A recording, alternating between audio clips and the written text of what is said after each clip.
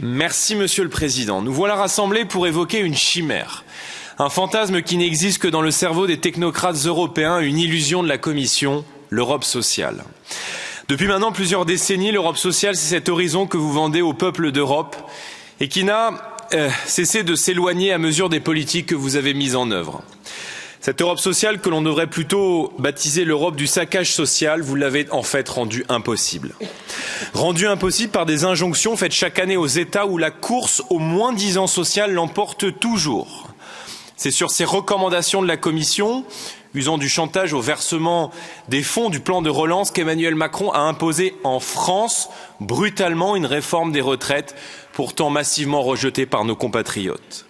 C'est sur ces recommandations de la Commission que nos États ont été contraints de réduire les dépenses et l'efficacité des services publics, à commencer par celle de l'hôpital et de la santé. En vérité, l'Europe sociale n'existe pas. Elle n'existe pas puisque l'Union européenne a renoncé à protéger les peuples face à la mondialisation sauvage, aux ravages des délocalisations et aux pressions effectuées à la baisse sur les salaires.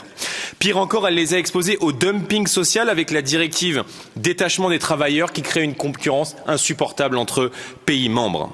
Face au mur de l'inflation, l'Union européenne a laissé seuls les peuples d'Europe face aux prédateurs d'en haut en laissant la spéculation mondiale faire exploser les prix de l'énergie par le mécanisme tarifaire absurde du marché européen de l'électricité.